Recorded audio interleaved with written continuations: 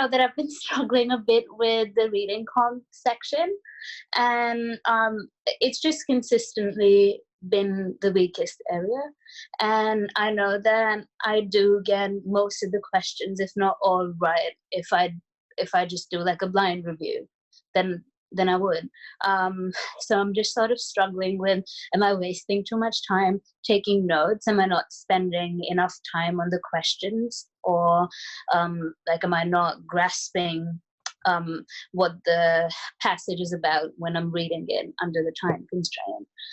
So that's what I'm trying to balance, like all of that stuff. Right. I remember during the group coaching call, you mentioned that.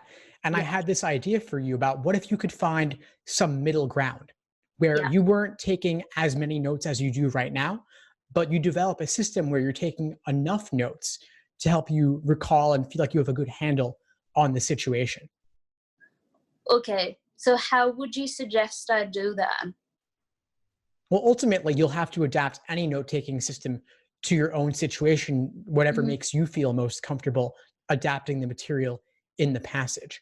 So given what you're doing right now, it sounds like you were taking a lot of notes, and I think you even mentioned that not all of them were useful to you in answering the questions. Is that correct? None of them are. None of them. I never look back at them. Right. Okay. So what is it about taking these notes that makes you feel like you're gaining something in the moment that you're writing them down? So firstly, I don't take notes on every single one of the passages, but I guess I start writing down notes when I feel like I'm going to struggle with the rest of the passage if I don't. So if it's like maybe like a topic that's unfamiliar, or if the language is a bit like tough to grasp, then I would take those notes. And also the notes just help me think like what's the author's attitude, like what the viewpoint is, like better than I would without the notes. Okay, so how would you describe the author's attitude in a given passage? Can you give me an example of what you might write down to capture that idea? I would pretty much just say AA. Like I denote like this. So my note would be, so if it's the first, say, paragraph in the reading comp that has the author's attitude, I'd just say 1 AA in my notes. Like that's what I'd say. But if it's something like really complicated that it took me like a couple seconds to understand, like I'll write it down, probably because I think I'll forget it if I don't. I mean, writing down AA doesn't sound like too much work to me. What else is going on in your notes? What else is, just give me a second. Let me bring this up. Yeah, so I have like an example of a time test and then the blind review. So under the time test, I just wrote AA and then a not symbol with V1. So that's what I wrote. It's just basically like a couple of words. But then when I did the blind review, like this is kind of semi-legible. It says AA against, like spelled out against, like evidence 1 from V1, not like the old norm. Like that's what the whole, like it's like a whole sentence. Right. So that was the difference. And for this specific reading comp, like I think I scored like with 100% accuracy when I did it in the blind review versus when I did it under the time conditions. I think I lost 2 points. Okay. So with the minimal note taking that you did initially, you lost maybe 2 points. Yeah. So for the specific questions that you got wrong, what was different in your notes there? Whereupon the review, you got those correct. From what I remember, I think the questions like always had a line reference. So I also had the time to go back and check those through. I think this is from test 89. And I think the first essay was on something about the movies and like how they're like exhibitioning at all these places, and there was a specific line in the paragraph that I sort of remembered reading, and it said that, oh, if you have like films that are like non-fictional, fictional, and all these other types, people like understand them more. And I sort of remembered reading it, but then I forgot about it when I did the questions. And then I think I got one question wrong, which specifically sort of asked for that line. And like it was literally one of the options. And I just have it written down here because I just thought it was important. And like I knew that there might be a question about it. Right, I see. But at the same time, when I wrote it down, and I never looked back at it again. Like it was just, I remembered it then. Do you think that if you were able to keep your notes as concise as you do on your initial attempts under the timed conditions, that you could continue with that without really missing anything? Sometimes, yes, but I just don't want to play a gamble. Like, how do I consistently like make sure that I get it right? Because like I know that I can. So is it just a matter of doing as many reading comps as I can? I don't think it's a matter of volume necessarily. I think it's a matter of over time discovering what it is that you need to focus on in the passage for those specific questions, especially when there's line references. Okay.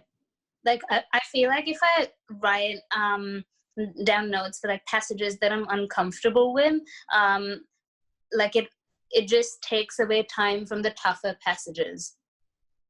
Like, do you know what I mean? Like this was the first passage. So like it just took like a lot out of me to write it down. And then I noticed that like I just started taking like lesser and lesser notes for the rest of them because I felt like the time's running out. Right. So this comes back to the idea of the gamble you mentioned, where there's always a gamble, right? I mean, the Lsat is so strictly timed that it's almost unreasonable of them, or it is unreasonable of them to ask you to do everything in the time allotted. Yeah. But as you said, as you recognized, the notes that you're taking earlier on the easier passages are actually costing you time from the tougher passages where you need them. But I also don't know which passage is going to be tougher. Like they're not arranged in like the order of difficulty. I don't think so.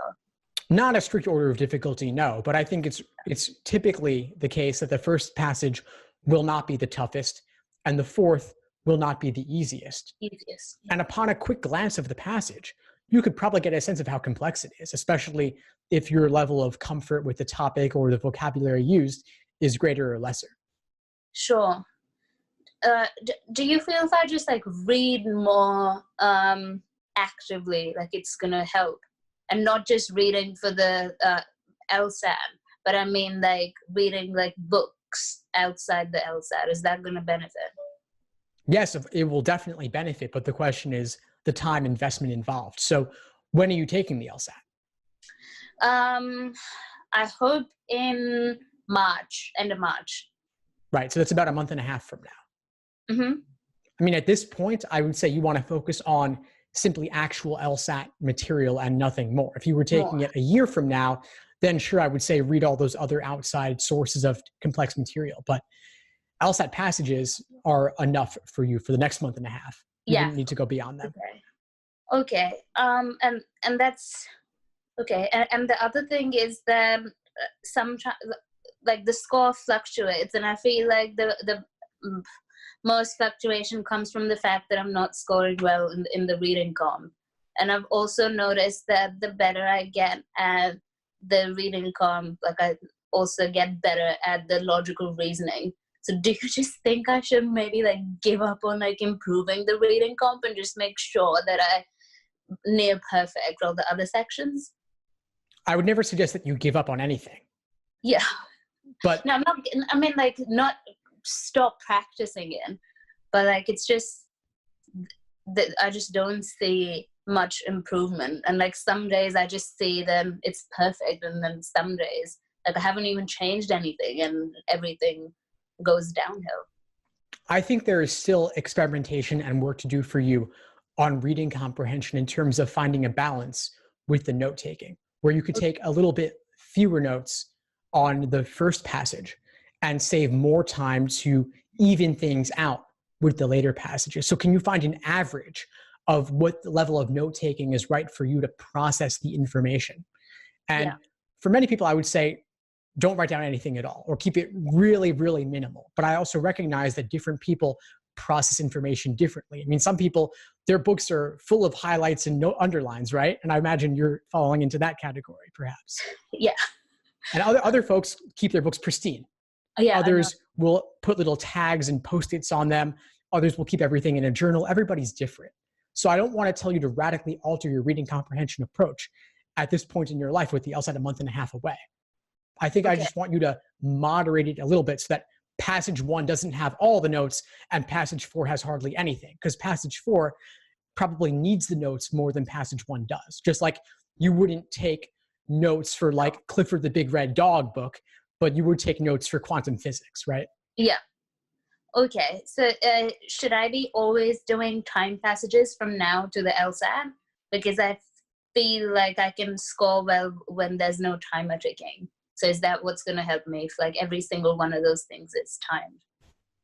Well, a couple of things you could do. I mean, one approach would be time everything, because the LSAT's a month and a half away and you want to work on the pacing and the endurance. And I think for you especially, a lot of your difficulty with the LSAT is the pacing, where you're running out of time because of taking too many notes on certain passages, not enough on others. Another approach you could take would be to time it initially pretty strict and then review in depth untimed. And I would certainly recommend doing that as you have been doing. Yeah. Another approach you could mix in there would be to, let's say you have an average of 845 per passage, of course, 35 in a section, but not all passages are of equal difficulty. So for that reason, I would say maybe give yourself 40 minutes for the section and then aim to reduce it gradually down to 35. Sure. And ideally for a top score, down to 33-ish, so you have a buffer. Yeah. I always love my students to complete the LSAT sections with a little bit of a buffer, just a minute or two for safety. And then also so that you have a little bit of time to review something tough that you may have wanted to return to. On reading comp and games, it's tougher because they're grouped and you have to reinvest yourself in the framework. But for logical reasoning, especially, to have that buffer to go back, that time bank, to tackle the toughest ones you may have flagged, I think is really useful to start building in.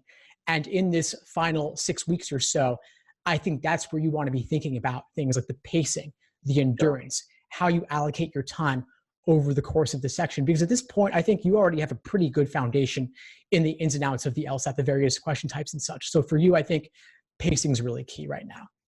Okay.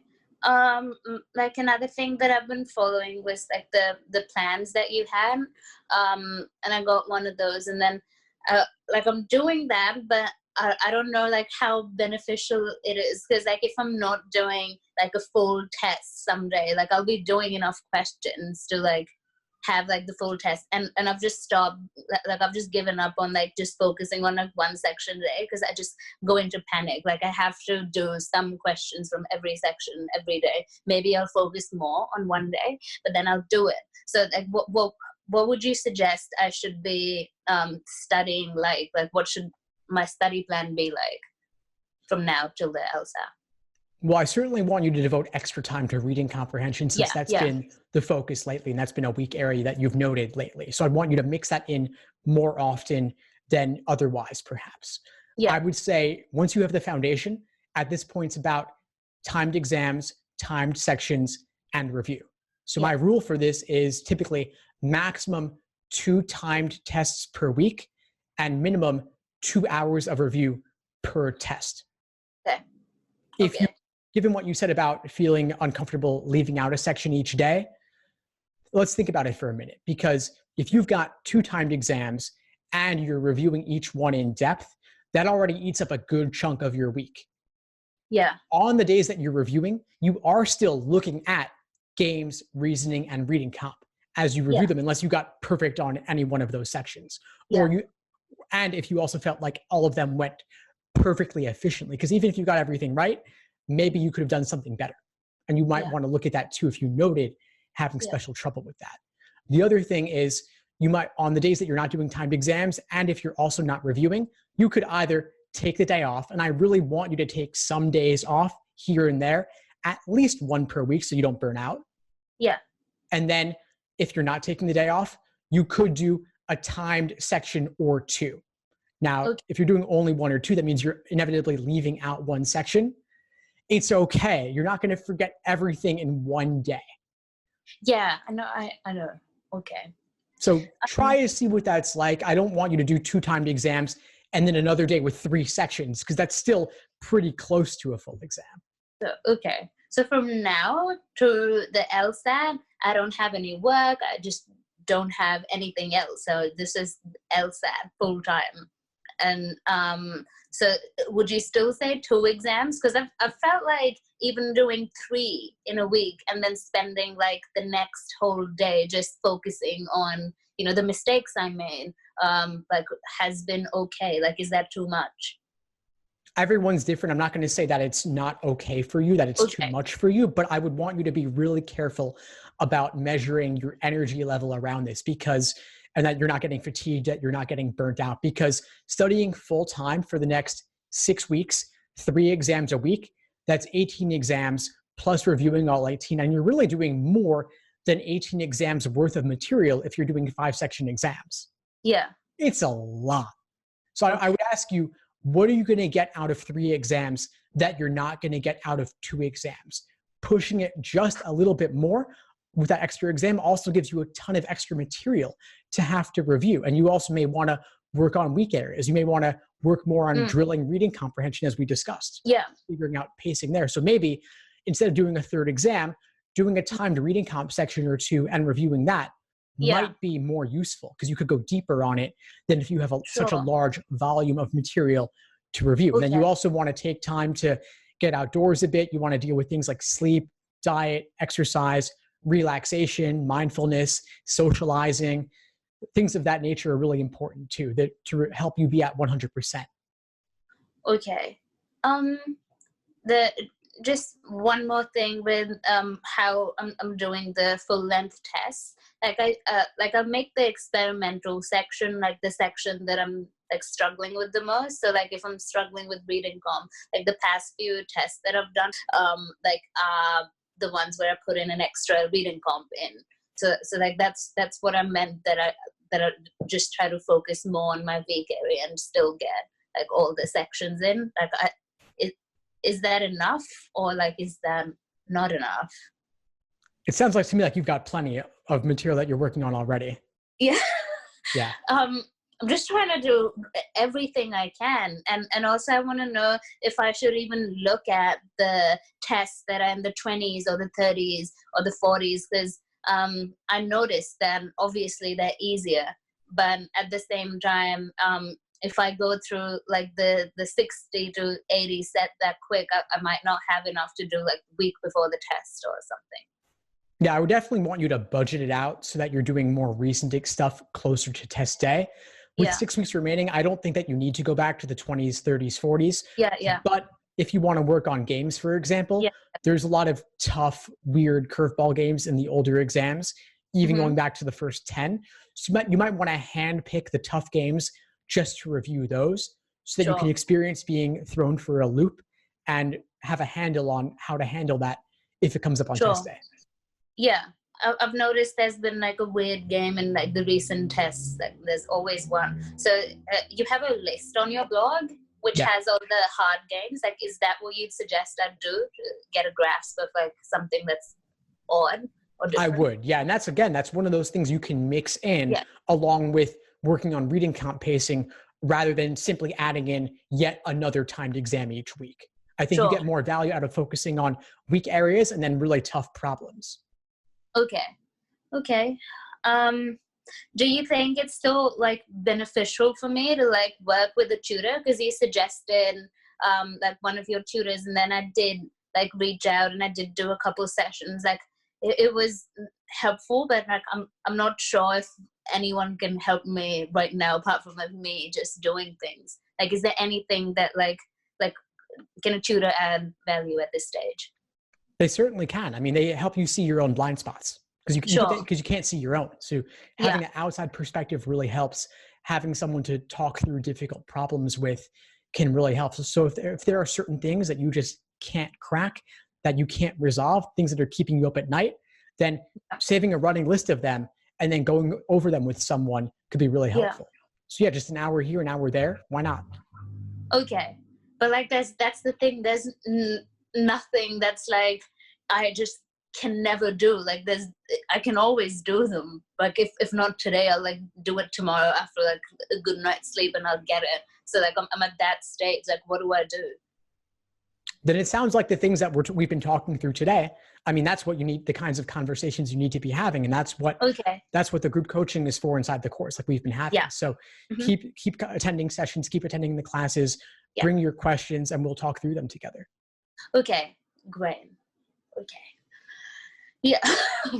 I don't know if this, like, I know this wasn't like studying for the Lsat, but it just makes me feel less panicked. Awesome. Not that's even the goal. panic, just like de-stresses me a little bit. Well, that's part of the value of Lsat coaching. And so I'm glad to have you in the course. I'm glad to have you coming to class. Before we sign off, what would you say is the biggest insight you got from our call today?